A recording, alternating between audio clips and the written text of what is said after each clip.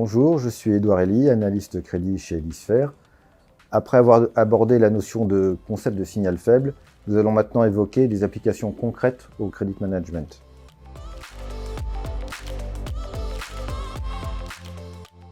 Donc, chez Elisphère, nous essayons d'intégrer ces signaux faibles dans nos outils de gestion de crédit. C'est le cas aujourd'hui avec notre indice de résilience qui va prendre en compte l'évolution de la conjoncture qui annonce un changement dans l'environnement de l'entreprise, changement qui est créateur d'incertitudes et de risques pour l'entreprise. Nous utilisons également ActuMedia qui va s'appuyer sur des articles de presse pour y associer une notion de risque et la classer sur une échelle. Enfin, PayRank ou PayTrend qui vont intégrer tous les comportements de paiement en amont avant même l'incident qui lui est un signal fort par excellence.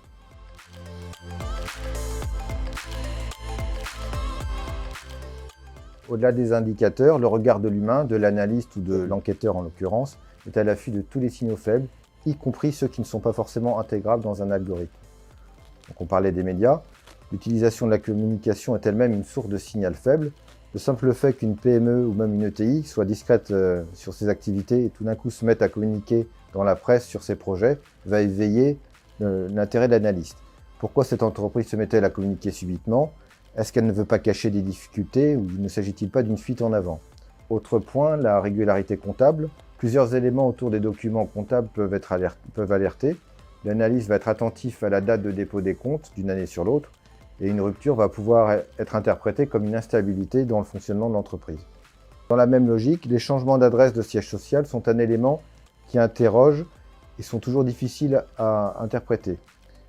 Le changement répétitif d'adresse ou d'un code d'activité d'un artisan, surtout s'il change de zone de chalandise ou de département, montre une instabilité qui pourrait se traduire un jour par une défaillance. Enfin, l'exploitation des réseaux sociaux, notamment l'évaluation par les consommateurs ou encore plus parlant par les employés. Il s'agit de bien interpréter ces réseaux sociaux en prenant en compte l'absence d'objectivité, le ressentiment d'un salarié ou d'un client mécontent.